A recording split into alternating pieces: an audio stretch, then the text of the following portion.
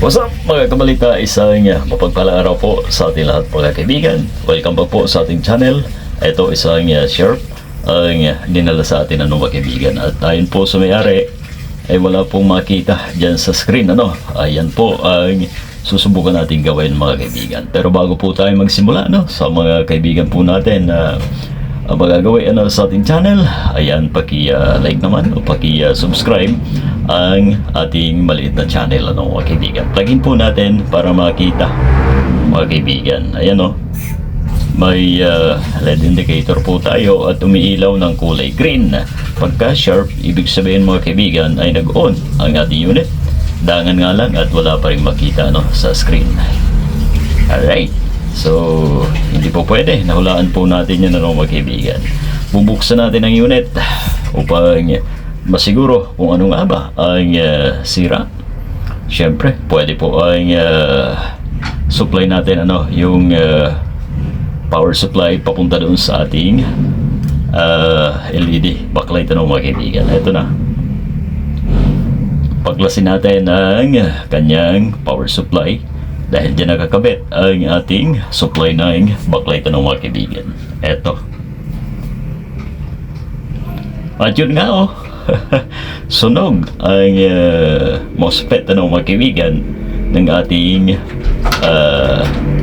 supply sa backlight. Ayan, kitang-kita po natin mga kaibigan. Ayan, hindi po natin malalaman kung alin ang naunang nasira ng mga kabalita dahil kailangan ay baklasin po natin ang panel para makita ang kanyang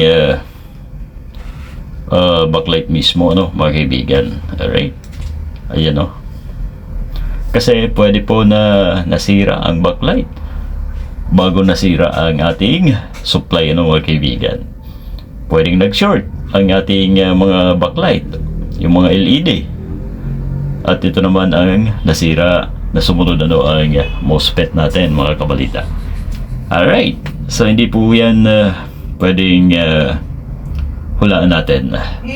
Babaklasin natin ang kanyang ang panel para makita po ang backlight mga kaibigan. Ayan, kasi diretso yan yung jumper na yan diretso doon sa socket ng backlight natin mga kabalita. Kaya naman pwede po na doon nagsimula sa backlight ang problema. Alright, ayan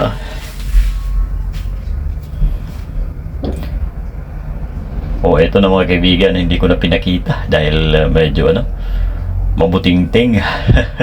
Ngayon check na natin ang bawat linya ng ilaw mga kaibigan. Ito ay may tatlong linya lamang. Ayan, ito ang una. Ayan, wala. Subok ulit.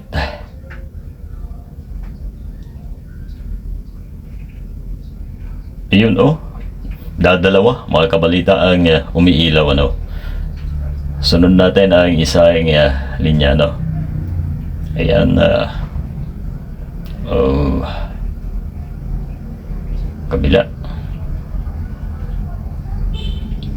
So possible mga kaibigan na ito ang unang nasira dahil lahat po ay may problema. Bawat tatlong linya na yan ay lahat ay may sira Pagka ganito ang kalagayan ng isang backlight, kailangang baklasin na po yan lahat mga kaibigan at palitan ng panibago. So wala tayong ganitong style kahit na lang yan, basta't hindi pa na-repair mga kaibigan, ay pwede po dyan. Palitan na natin ang mga yan. Ito na nga mga kaibigan, hindi ko na po pinakita ulit dahil masyadong masyadong hahaba ang ating video. Ayan na po, nailatag na natin mga kaibigan sa ating whiteboard reflectorize. Okay, mas maraming ilaw ang nilagay natin mga kaibigan. So ang tendency pag ganyan, pwede mas lumiwanag at check natin kung iilaw ba lahat ito mga kaibigan. Ito na, gamit tayo ulit ng LED tester.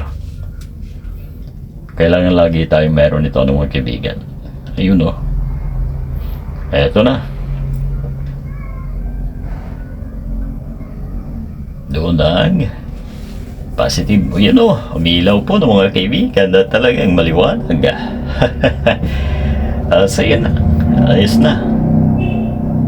Dito sa ating video ay natunghayan po natin ang mga kabalita na may problema ang lead driver natin. Pero itest nga natin kung pwede pa, no? Since nakapagpalit na po tayo ng ilaw o backlight, ay magkasakali tayo na isaksak, ayan o mga kaibigan, ay ating TV.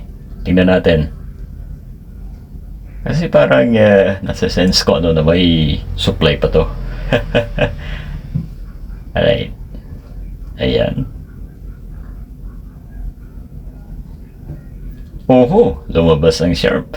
So po pwede pa ano mga kaibigan ang board natin yung supply doon sa ating backlight, pero hindi na po natin mai-recommend ano, na hindi tayo magpalit noon, or kaya naman magpalit kahit yung MOSFET ano mga kaibigan, pero hindi na natin papakita sa ating video no.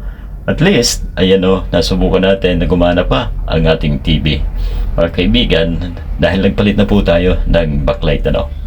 So yun lamang ang nais po natin ibahagi no, para doon sa mga nag-uumpisa pa lamang ay makakuha po tayo kahit kaunting idea dito sa ating vlog na ito mga kaibigan ano. Ayan, check natin ang picture ano, naka TV po kasi. Ayan, select tayo ng input.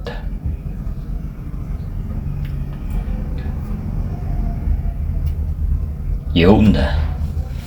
So goods na mga kaibigan, at pwede nang mapanooran ano.